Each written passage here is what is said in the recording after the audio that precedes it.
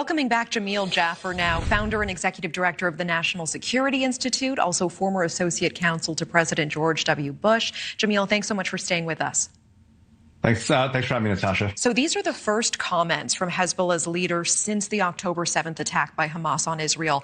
And he says, quote, the United States is totally responsible for the war raging in Gaza. What is the basis for this statement and the danger of this narrative in the Middle East?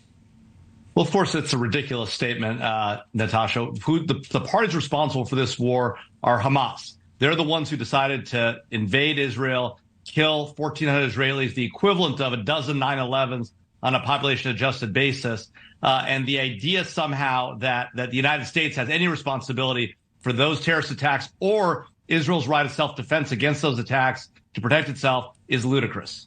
You know, Hezbollah is backed by Iran. Do you believe that this conflict could escalate to a worldwide scale?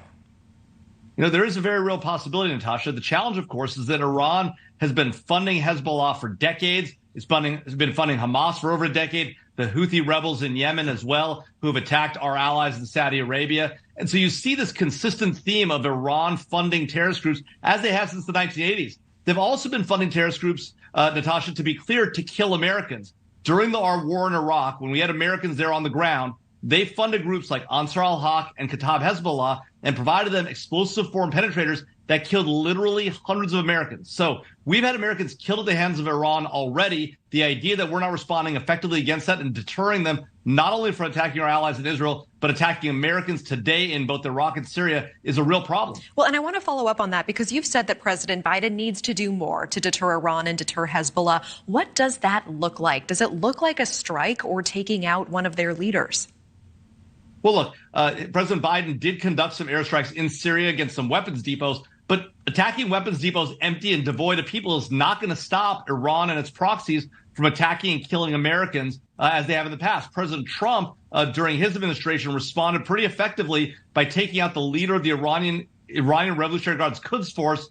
And that was an important move. That did deter Iran for a number of months. They're now back at it. And until and unless we take action and make clear that we're going to hold Iran accountable for what's happening with Hezbollah in the north of Israel and the attacks against Americans in Iraq and Syria, they're likely to continue, unfortunately, Natasha. Yeah, I appreciate that. And to be fair, too, it is a difficult balance, right? Because what is the level that will be a deterrent and yet will not cause a total escalation and throw us into, God forbid, World War III or something like it? I do want to point out one more thing, Jamil. Another interesting point from the leader of Hezbollah's speech yesterday I want to point out. He says that Israel can only get back hostages through negotiation. Given the track record of Hamas, do you think negotiations to free the Israeli hostages would actually amount to anything?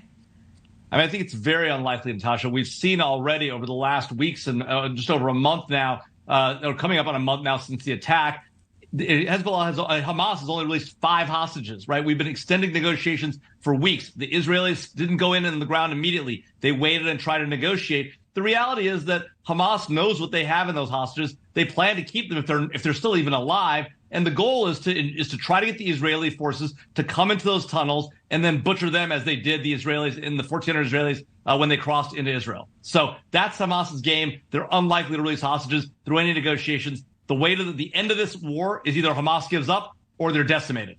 Okay, Jamil Jaffer, appreciate your time as always. Thank you.